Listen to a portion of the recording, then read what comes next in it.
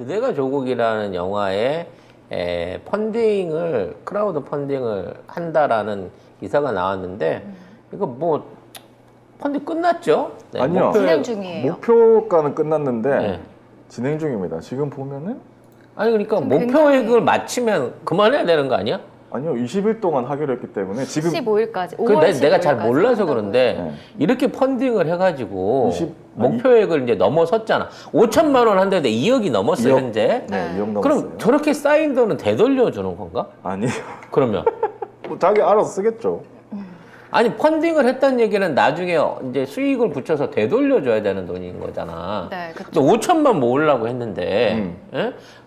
뭐 예를 들어 100억을 모았어 20일 동안 해갖고 그러면 이거를 갖다가 단편 영화로 만들려고 하다가 아니 2D 영화를 만들 수 있는 건가? 그게 아니고 상영관을 넓히기 위해서 이렇게 하는 건데 이 정도면 전국에 있는 상영관 전부 다 아도치겠는데? 이렇게 될지는 몰랐겠죠. 아무튼 소개 한번 해주세요. 네, 이승준 감독이 연출을 맡은 영화 그대가 조국이 크라우드 펀딩 오픈 3시간 만에 목표액을 달성했습니다. 영화 그대가 조국은 2019년 조국 전 법무부 장관 임명을 둘러싼 사회적 갈등을 담은 성찰적인 다큐멘터리인데요. 25일 크라우드 펀딩 플랫폼 텀블벅에서 시작한 펀딩이 지금 현재까지 4천 명 넘게 참여를 했고 목표액은 5천만 원의 400%를 훌쩍 넘은 2억 원 가량입니다. 펀딩은 전국 10만 명 시사회를 목표로 5월 15일까지 지속됩니다. 조국 장관이 드리는 건 아닌 것 같아요. 왜냐면 이게 회사에서 하는 거거든요. 그리고 조국 장관이 뭐 시나리오 작업에 참여할 리도 없는 거고 그냥 조국 장관은 소재로. 소재일 뿐이에요. 소재로. 예. 근데 문제는 여기에 열광하고 있는 많은 지지자들의 열기가 이렇게 뜨겁다는 겁니다. 엄청난 거죠. 이 조국은 그렇게 저쪽 진영에서 말살하고 있지만 조국에 대한 국민들의 기대와 어떤 기억 그리고 앞으로 조국의 등장을 기대하고 있는 지지자들의 숫자들이 이렇게 뜨겁다는 겁니다. 결과적으로 이건 단순한 영화를 만들어서 무슨 영화를 제작하고 흥행하고의 문제가 아니라 조국이라고 하는 인물을 정치판에 끌어들일 수 있는 입장을 하게끔 만들 수밖에 없는 계기를 만들지 않나라는 생각을 해봐요. 특히 윤석열 정권 하에서 반드시 그 대척점에 서줘야 될 3인방이 있다 그러면 조국과 추미애와 이재명이라는 거죠. 이 세 사람의 역할이 지금 있는 경정권의 횡포를 막아낼 수 있고 검찰의 횡포를 막아낼 수 있는 실질적인 방패라는 거를 국민들이 알고 있다는 생각이 들어요. 뭐 영화 제작 기간이 얼마나 걸릴지 그리고 어떠한 영화는 내용으로 제작이 됐고요. 이미 그래서, 됐다고? 네, 그래서 5월 1일인가요? 뭐 전주국제영화제에서 월드 5월 프리 1일에. 네, 그러니까 월드 프리미어로 상영을 합니다. 어떠한 내용으로 이걸 우리가 보게 될지는 모르겠습니다만 물론 이제 이러한 내용의 등장이 경교롭게도 경정권이 등장하는 직전에 나타나게 된다는 거죠. 감독님 어떡해요? 누구? 이승준 감독님. 블랙리스트인데 뭐 100%지 이거. 네, 이런 분은 이제 앞으로 뭐라 그럴까 또 하나의 블랙리스트의 상징으로 그렇죠. 쭉 이렇게 이분이 이제 박찬욱 감독이라든지 뭐 이런 우리 기생충 하셨던 봉준호 감독처럼 뭐 기존의 상업 영화가 상업적 성공을 거두고 있는 상황에서 블랙리스트는 좀 힘드시겠지. 예? 어려울 수 있지만 사실 지금 독립영화 감독으로서 지금의 블랙리스트는 결코 부끄럽지 않은 고통스럽지 않은 훈장? 훈장일 수도 있어요. 네. 그렇기 때문에 아마 뭐 이런 거 각오 안 하고 시작하셨을 분도 아니잖아요. 그렇죠. 네.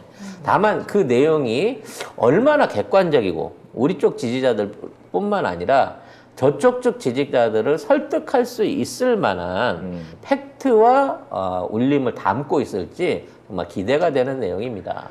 이 감독이 뭐 부재의 기억으로 뭐 한국 최초 아카데미 시상식 다큐멘터리상 노미네이트도 됐고 그렇게 하면서 독립영화에서 주목을 받았다고 하는데 이제 우리나라에서는 안 되겠네요. 응? 이제 우리나라에서는 힘들겠네요. 그냥 넷플릭스에 올리지 뭐. 애플 TV에 올리든가. 뭐 네. 그 정도면 괜찮아요. 플랫폼이 워낙 이제 많으니까. 그러니까 보기엔 이제 펜트하우스보다는 펜트하우스. 오히려 이런 영화가 네. 한국을 이해하는 데 있어 더 큰 영향력을 미치지 않을까라는 생각이 들어요. 그렇죠. 네. 그리고 이거는 실질적인 다큐기 때문에 등장하는 장면들도 재현이 아닐 겁니다. 거의 뭐 있는 당시에 장면을 쓰는 있는 거죠. 보도, 워낙 얘네들이 워낙 소스를 많이 뿌렸어. 네. 보도가 너무 많. 신문 기사부터 동영상 얼마나 많이 뿌렸냐고.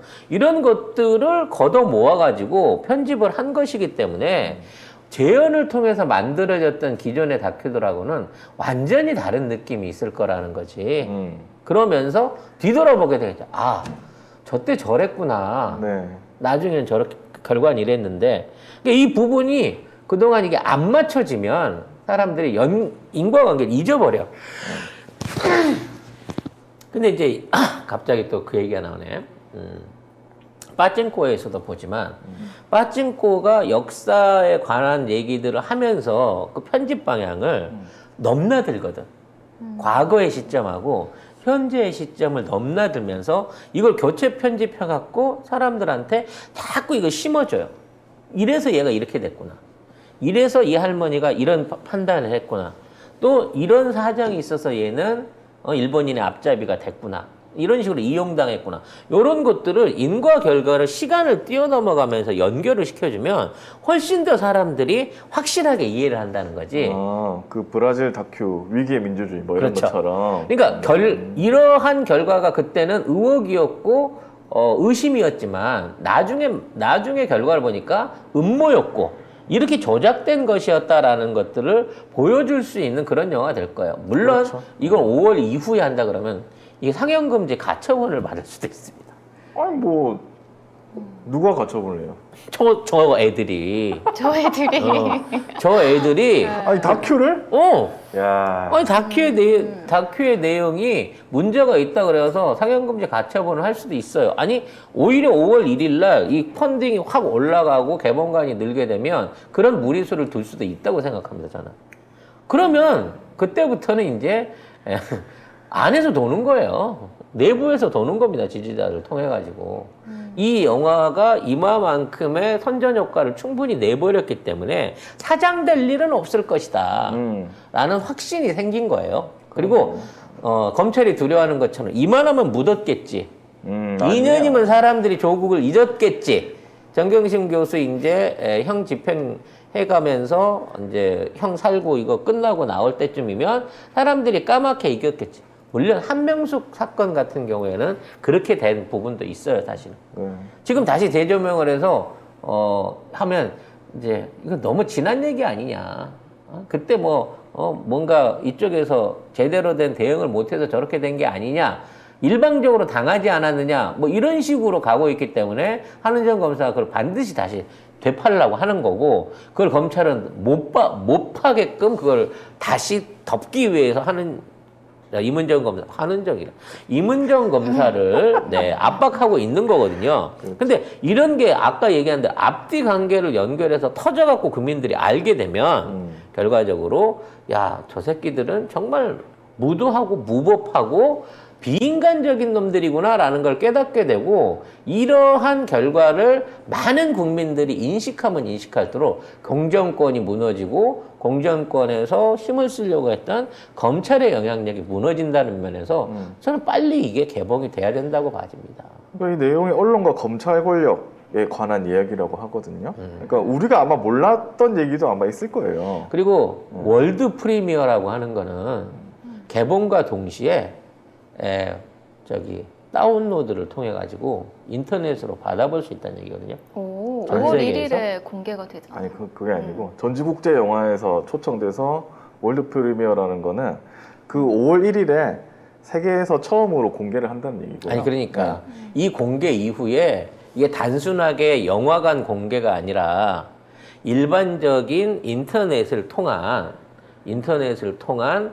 배급 형태로 해가지고 아마 이걸 뿌릴 거라는 거야, 전반적으로. 근데 이제 뿌리기 전에 이제 펀딩으로 그렇지. 해서 펀딩한 사람들은 이제 뭐 극장에 가서 보는 거고. 돈에 따라서 상영관에 뭐 돈을 이렇게 하는 거고, 그다음에 뭐 포토북 뭐 이런 것도 있더라고요 보니까 뭐 돈에 따라서 이렇게 있고. 그러니까 이거는 네. 홍보의 차원이고 제작비를 구하려는 차원이 아니기 때문에 그렇죠. 결과적으로는 이미 저기는 끝나 있어. 제작은 끝나 있고 이 아마 배급 방식도 굉장히 빠른 확산을 위한 인터넷을 통한 배급이 이루어질 거다라고 보는 거고 결국 그렇게 되겠죠. 그 나중에. 영향력이 엄청나게 커질 거다. 넷플릭스에 올라갔으면 좋겠네. 일기 문지주의랑 같이 묶였으면 좋겠네. 뭐 그럴 가능성도 있죠. 비슷하니까. 그리고 이러한 방식의 영화가 성공을 한다 그러면 비슷한 방식으로 다큐라든지 재현 영화들이 앞으로 계속해서 나올 수 있다는 거죠. 네.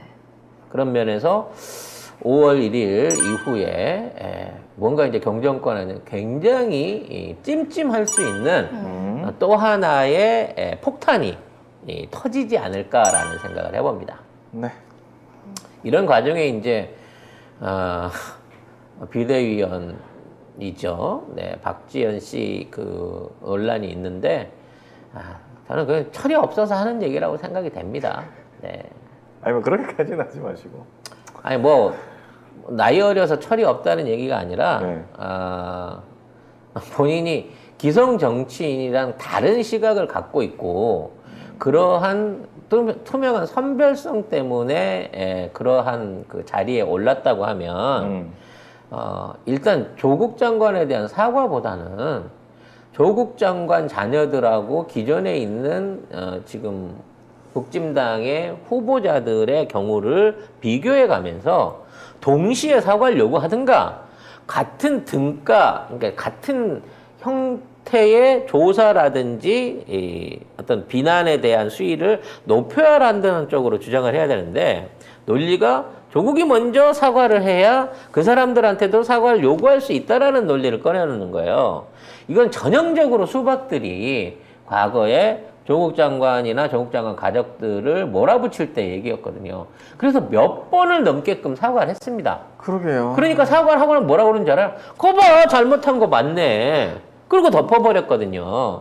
근데 똑같은 프레임을 또 박지원이 쓰고 있다라는 거는 본인이 이번 기회에 본격적으로 제2의 이준석이 되고 싶거나 아니면 박지원을 밑에서 그런 식으로 뒷조정하고 있는 세력이 있기 때문이 아닌가라는 생각이 듭니다. 뭐 그런 말도 있더라고요. 뭐 그런 말은 아무튼 있겠습니다. 근데 뭐 조국 장관은 또 뭐 불평 없이 또 사과를 하셨지 않습니까? 나도 그게 너무 마음이 아픈데. 그게 사과가 요즘 참 어려운 네. 일이구나. 사과를 한다는 것 자체가 굉장히 중요한 일이고 어려운 일이구나.